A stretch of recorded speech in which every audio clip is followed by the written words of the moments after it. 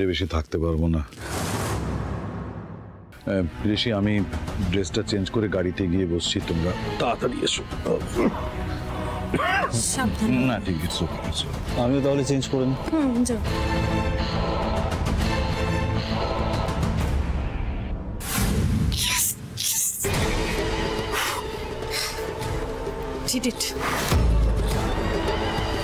রিয়াংশকে একটা কল করি। হ্যাঁ সিস, বল। কিরে, ওখানে অবস্থা কি? আলো বৌদি স্টলে লোকজনে বেশ ভালোই ভিড় হয়েছে, সবাই পিঠে খাচ্ছে আর বেশ ভালোই প্রেইজ করছে। এবার ওখানে নাটক কেমন জমে ওঠে ওটাই দেখার। ঠিক আছে, আমি বাবাকে কনভিন্স করে নিয়েছি, আমরা আসছি। ওকে, ডান।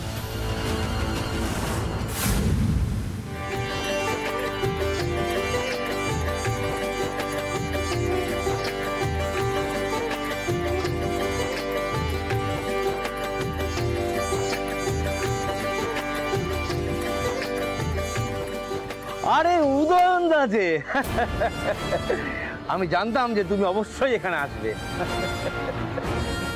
কি হলো কি হলো কি হলো? আরে চলে যাচ্ছ কেন? এত ব্যস্ত কেন? সব সময় খালি বিজি।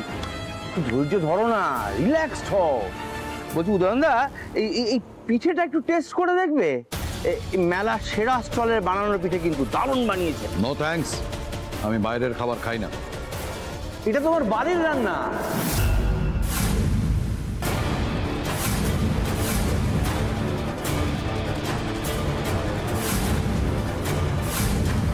মানে নট ব্যাড নট ব্যাড।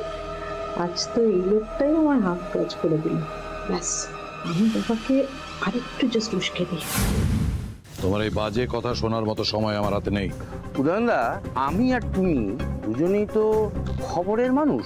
আর তাছাড়া কথায় আছে না যে সাদা লক্ষ্মী পায়ে ফেলতে নেই, আর ঠিক তেমনই উড়ে এসে ঘাড়ে বসা খবর কখনো ঝেড়ে ফেলতে নেই। বলছি একটু হাতে কষলে দেখবে না, আমি তোমার জন্য একটা এক্সক্লুসিভ খবর নিয়ে এসেছি। হ্যাঁ, তোমার যদি কিছু বলার থাকে তো বলো, আমার কিন্তু হেয়ালি ভালো লাগছে না বৈভব। আসলে কি জানো উদয়নদা, আমি তোমার প্রফেশনাল শত্রু হলেও আমি কিন্তু মন থেকে তোমাকে খুব রেসপেক্ট করি। আমার খুব খারাপ লাগছে উদয়নদা। আচ্ছা বলছি যে মানে ওই সূর্যোদয়ের দিকটি কি কমে গেছে নাকি? হ্যাঁ,